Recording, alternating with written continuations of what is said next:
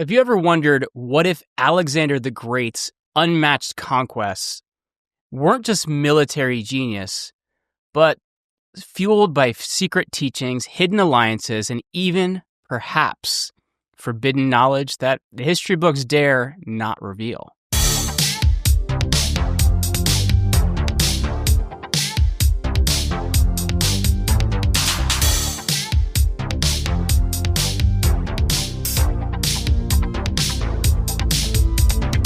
Welcome back to the Jeremy Ryan Slate Show. I am your host, Jeremy Ryan Slate, the CEO and co-founder of Command Your Brand, your source for appearing on some of the top podcasts out there. You can grab our new brand authority blueprint over at commandyourbrand.com/authority, and it'll show you where you rank as an authority in your field.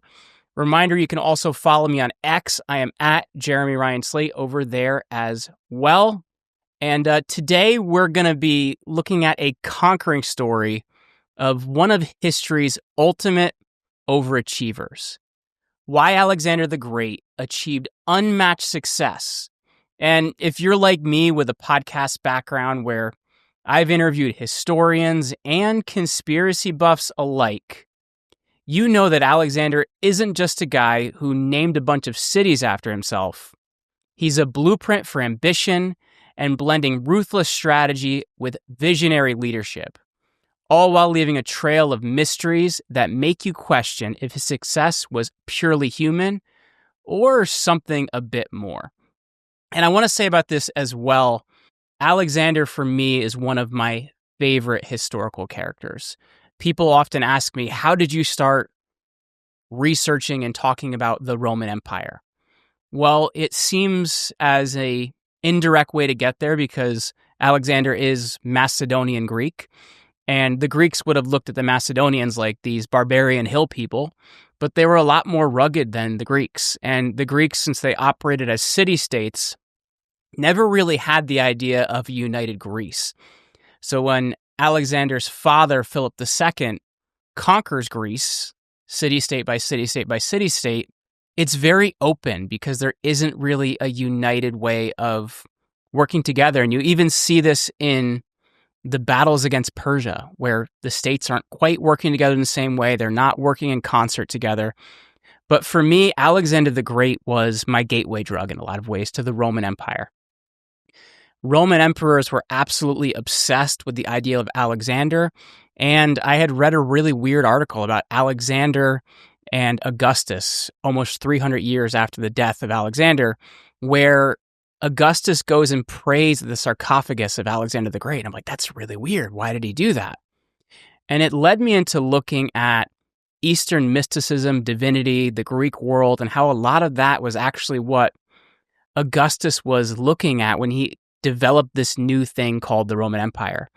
And I often have people ask me on calls, what are those statues behind you? Somebody asked me the other day, is that a ship's prow behind you? And the first one is actually the Venus de Milo, which is the Roman version of the Greek goddess Athena. But the other is a bust of Alexander. Now, it's not the famous Alexander by the sculptor Lysippus, but it is an Alexander bust.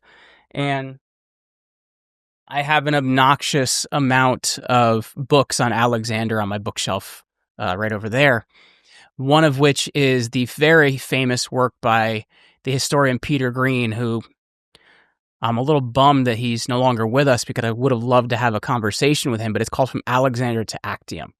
And I find Alexander to be this very interesting character because he's this philosopher king that really sits on the real line between being a philosopher king and being a brutal dictator.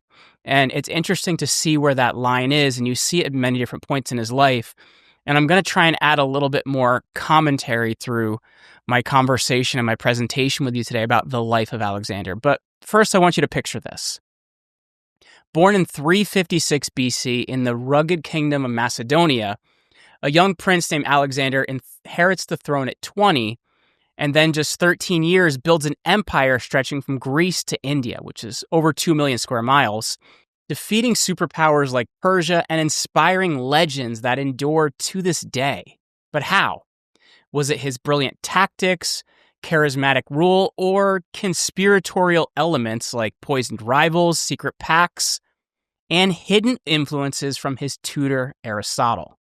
And here's why I find this interesting. As someone that's always chased historical angles with a bit of a conspiratorial bend because, hey, we gotta have some fun, right? Alexander's story shows how one man's drive can reshape the world, but with whispers of intrigue that suggests not everything was as straightforward as history's claim. So today we're going to unpack verifiable history, names, dates, and places from sources like Britannica, History.com, and some recent archaeological finds from 2025 while weaving in plausible theories that add an extra layer of what if. So stick around because in October of 2025, just this month, discoveries like the pinpointed site of his first major battle are shedding new light. So if you're casually into history or conspiracies, this is for you. No ancient Greek required, just an adventurous spirit. Let's march on. So to understand Alexander's unmatched success, we've first got to start at the beginning. His turbulent early years that turned a princeling into a powerhouse. Born on the 20th of July, 356 BC, in Pella, the ancient capital of Macedonia, in northern Greece, Alexander was the son of King Philip II and Queen Olympias, a princess from Epirus known for her fiery temper and rumored snake-handling rituals. Per Britannica and History.com, Philip was a military innovator, uniting Macedonia's fractious tribes and blending the phalanx, which was a wall of spears that became Alexander's signature weapon. And Philip, by the way, is a very interesting character. I remember my professor in graduate school would often call him Philip the One-Eyed, the cycloptic leader, which also he would use for Antigonus the One-Eye, which was quite interesting. But Philip's a very interesting guy, and you have to understand his youth a bit. He is living in Thebes is his youth, and he's someone that he wasn't there by his own desire, by the way. There was a policy in the ancient world of having people captive in different empires to create peace. So in living in Thebes, Philip was able to observe the Theban phalanx and see how it operated, see how it worked. And in Thebes, there is a group called the Sacred Band, which Philip really observed. And the Sacred Band was a group of, I believe it's 50 pairs of lovers. So they're all men, so you can make your own opinions what that meant. But they would fight so hard because of the man next to them, because that man was more than a somebody they were fighting with, if that makes sense. Now, do I agree with that lifestyle? No, but I think it's important to understand what Philip was observing as a captive in Thebes during his youth. So let's talk about the family drama surrounding them, because Alexander had a lot of it, and a lot of it stemmed from his mother. But Philip had multiple wives, and that sparked jealousy. Olympias allegedly orchestrated assassinations, and young Alexander witnessed those court intrigues. At age 13, Philip hired Aristotle, the philosopher from Stagira, to tutor Alexander until 16 at the Temple of Nymphs in Mysa. Aristotle taught him ethics, science, and Homer's epics. And a word about the Homer's epics, there's always a legend about Alexander that he slept with a copy of the Iliad under his pillow.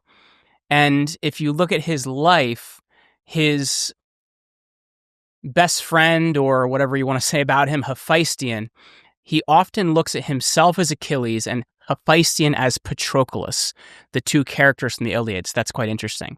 But this instilled a love for Greek culture that Alexander would spread across Asia, in effect that's called the Hellenization of Asia, and this would later come into Rome through Asia and a lot of the Greek city-states, called the Hellenization of Rome. That doesn't hit till around the 2nd century BC, so another 150 years-ish before this.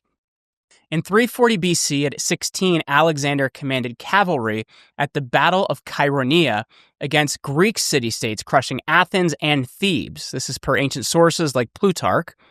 And then in 336, Philip was assassinated at Aigai by Pausanias, a bodyguard, but the motive's unclear. Whispers point to Alexander's mother, Olympias, or even Alexander's involvement. Alexander, at 20, swiftly executed rivals, secured the throne, and crushed rebellions in Thrace and Greece. By 335 BC, he razed Thebes as a warning, killing 6,000, enslaving 30,000, and solidifying his control. So as a podcaster who's explored the rise to power tales, I see Alexander's youth as a masterclass in resilience, forged by betrayal and a bit of brilliance. But conspiratorially, did Aristotle slip in esoteric knowledge from mystery schools shaping Alexander's divine self-image?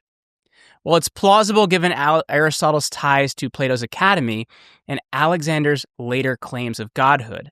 And this has been speculated in recent analysis from National Geographic.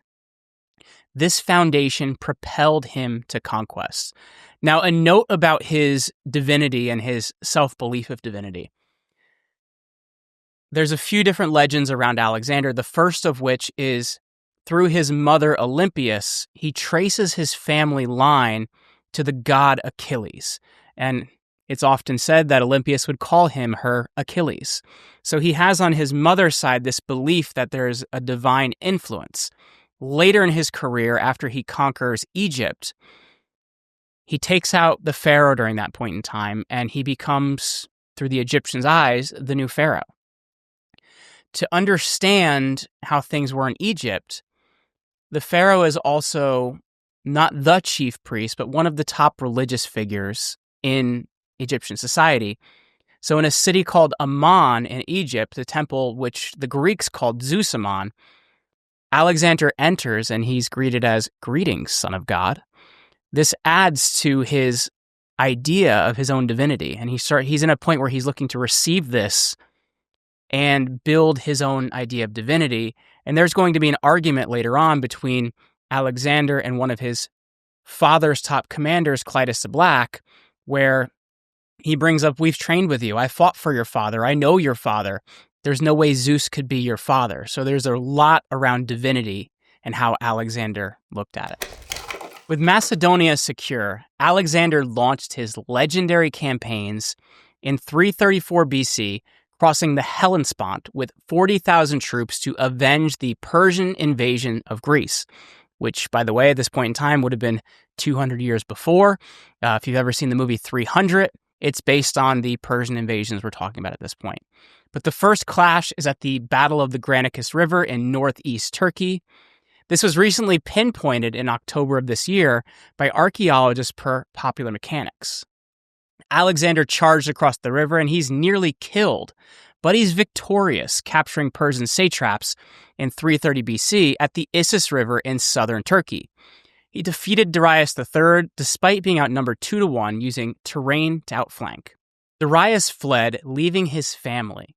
Alexander treated them like royalty, and this is actually a real problem with Alexander's men, by the way, as they're not super happy that these Persian royals are treated like royalty, but Alexander has a viewpoint of who's in power and how they should be treated in power, which is quite interesting. You can even look at something like the War of the Roses in England in the 14th, 15th, and 16th centuries, and how a lot of those families were treated.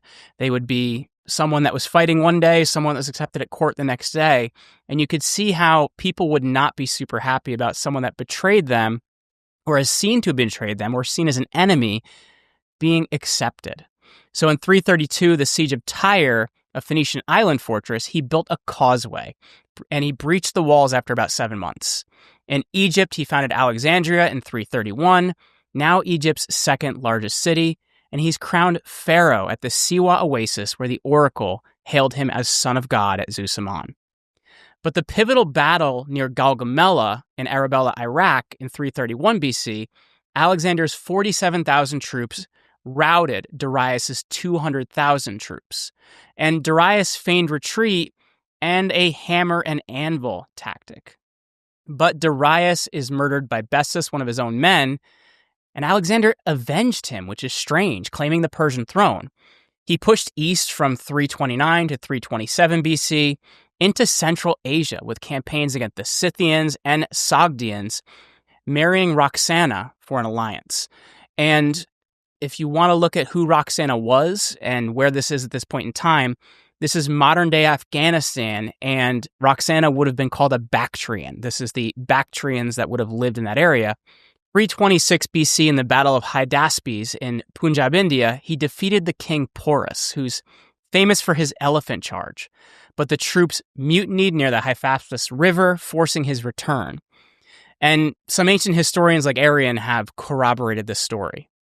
Which, by the way, if you haven't read it, Arrian's Campaigns of Alexander is an excellent read. Alexander was smart enough to bring his own publicist with him to basically write about what he was doing. From my perspective, these conquests highlight a relentless drive, covering 20,000 miles on foot. But conspiratorially, did oracles like Siwa's be a part of the propaganda conspiracy to defy him and justify his rule? Well, it's plausible as documented in Plutarch's accounts. So comment below, if you led Alexander's army, would you have pushed into India or turned back? In fact, Alexander's silver shields, who would have been his veterans, at this point in time, were pushing him to turn back. They hadn't seen home in years, and they wanted to go there. What do you think? Comment below. Alexander's success wasn't luck. It was innovation and inspiration.